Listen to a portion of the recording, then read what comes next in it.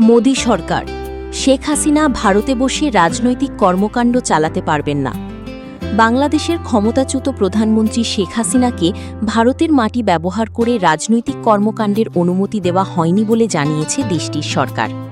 গতকাল বৃহস্পতিবার লোকসভায় উত্থাপিত পার্লামেন্টের পররাষ্ট্র বিষয়ক স্থায়ী কমিটির নবম প্রতিবেদনের জবাবে ভারত সরকার তাদের এ অবস্থান তুলে ধরে। ভারতীয় কংগ্রেসের সংসদ সদস্য শশী থারুরের সভাপতিত্বে গঠিত কমিটি ভারত বাংলাদেশ সম্পর্কের ভবিষ্যৎ গতিপথ পর্যালোচনা করে এবং বিভিন্ন সুপারিশের অগ্রগতি সম্পর্কে হালনাগাদ তথ্য চায়।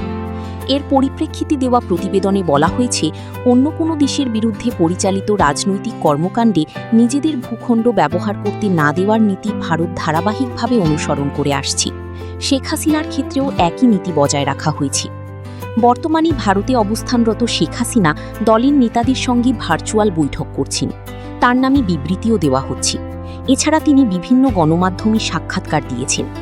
প্রতিবেদনে শেখ হাসিনাকে ভারতে রাখার বিষয়ে নয়াদিল্লির অবস্থানও ব্যাখ্যা করা হয়েছে। এতে বলা হয়, যাদের জীবনের উপর তাৎক্ষণিক হুমকি রয়েছে বা যারা ব্যতিক্রমী মানবিক পরিস্থিতির মুখোমুখি, তাদের আশ্রয় দেওয়া ভারতের দীর্ঘদিনের সভ্যতাগত মূল্যবোধ ও মানবিক ঐতিহ্যের সঙ্গে সামঞ্জস্যপূর্ণ। সরকার জানিয়েছে, ওই বিবেচনাতেই শেখ হাসিনাকে ভারতে অবস্থানের অনুমতি দেওয়া হয়েছে। এই ধরনের বিষয়ে সিদ্ধান্ত নেওয়ার ক্ষেত্রে মানবিক বিবেচনার পাশাপাশি আন্তর্জাতিক দায়বদ্ধতা, আইনি অঙ্গীকার ও কূটনৈতিক সংবেদনশীলতার মধ্যে ভারসাম্য বজায় রাখার সুপারিশ করেছে পার্লামেন্টের স্থায়ী কমিটি। ভারত সরকারের প্রতিবেদনে শেখ হাসিনাকে প্রত্যর্পণের জন্য বাংলাদেশের অনুরোধের বিষয়টিও উল্লেখ করা হয়েছে। এতে বলা হয়, সংশ্লিষ্ট কর্তৃপক্ষ অনুরোধটি বিবেচনা করছে এবং প্রযোজ্য আইনি কাঠামো অনুযায়ী তা প্রক্রিয়াধীন। এই বিষয়ে এখনও কোনো চূড়ান্ত সিদ্ধান্ত নেওয়া হয়নি। শেখ হাসিনার অনুপস্থিতিতে তাকে মৃত্যুদণ্ড দেওয়ার রায়ের পর তার প্রত্যর্পণ সংক্রান্ত অনুরোধের বর্তমান অবস্থা সম্পর্কে কমিটি ব্যাখ্যা চেয়েছিল। গত 31 জুলাই পর্যন্ত প্রত্যর্পণ অনুরোধের বিষয়ে নয়াদিল্লি নতুন কোনো নীতিগত ঘোষণা দেয়নি।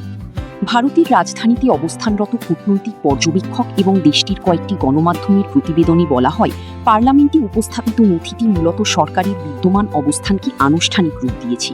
এতে নতুন কোনো নীতিগত পরিবর্তনের ইঙ্গিত দেয়নি।